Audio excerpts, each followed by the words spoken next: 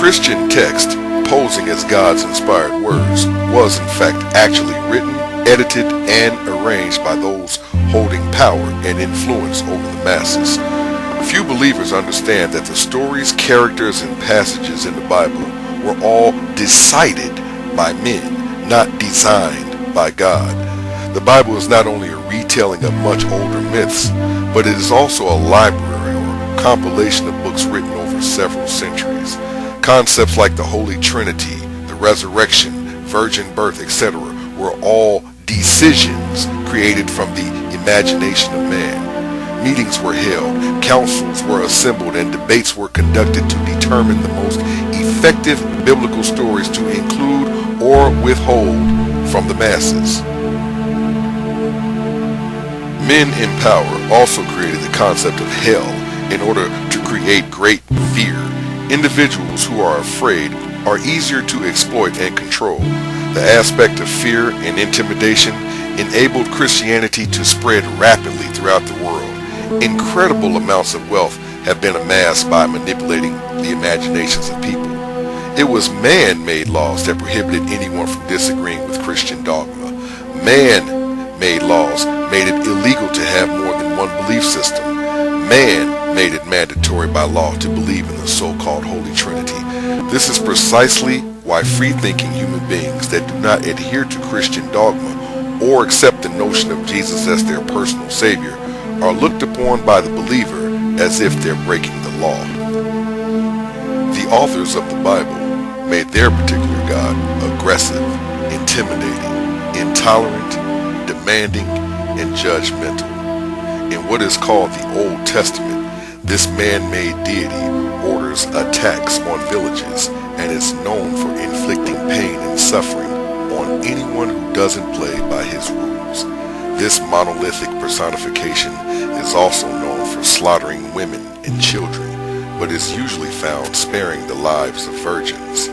Yet despite all of these horrible qualities, like the many other stories found in ancient societies, this God too was given a son. In fact, human beings are known for giving sons to their masculine deities. These sons mainly possess the same attributes.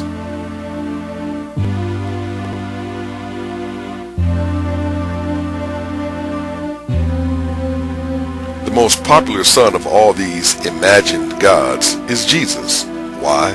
Because Jesus throughout history has not only been marketed the most, but countless people have been killed for not accepting this particularly late-coming Savior in world mythology. Because there is no historical evidence of this most popular Son of God, with the exception of the Bible, Jesus exists entirely within the imaginations of the believer. The story of Jesus must be believed in order to be made real. Human beings love their preachers too.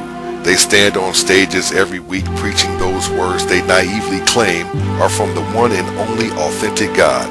They do a great job at obtaining money from the masses, keeping them in a state of delusion, fostering ignorance, and maintaining dependence.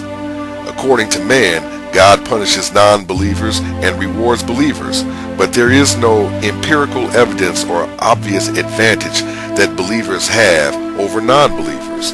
Believers do not automatically live longer, encounter less problems, pay less bills, or experience less pain than non-believers.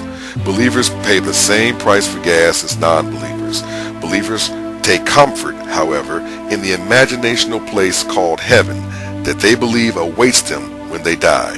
It is their psychological trump card that is played quite often when their premise of blind belief encounters the unshakable wall of logic.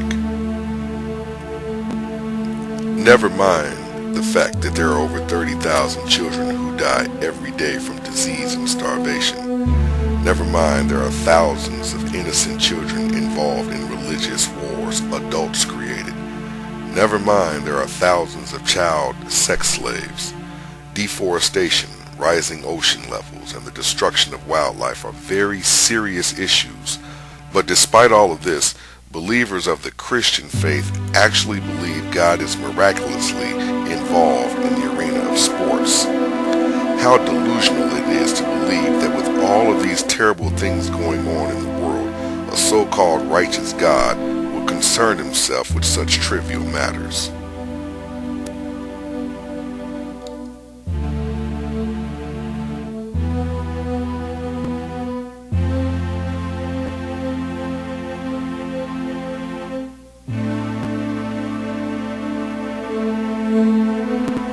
Humans claim that God is a supreme being, but then object to notions of supremacy.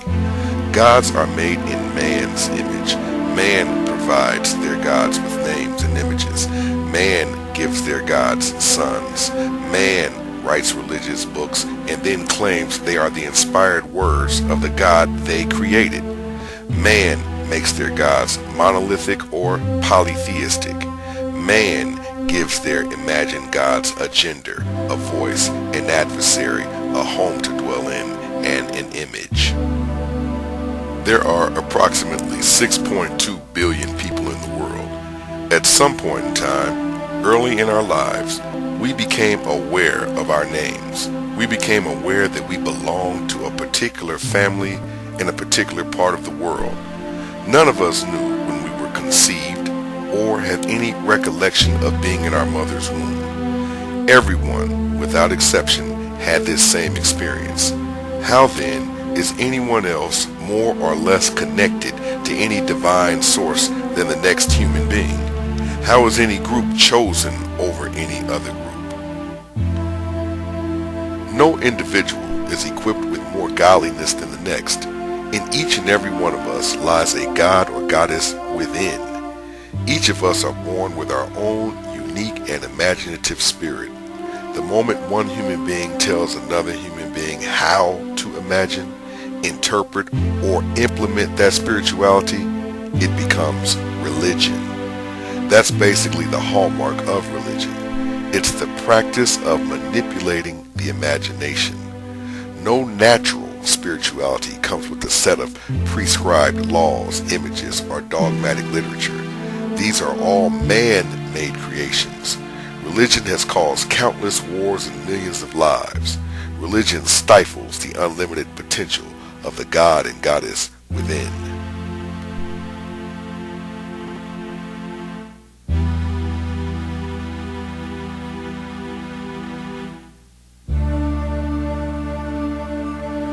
Religion is about order, law, and manipulation.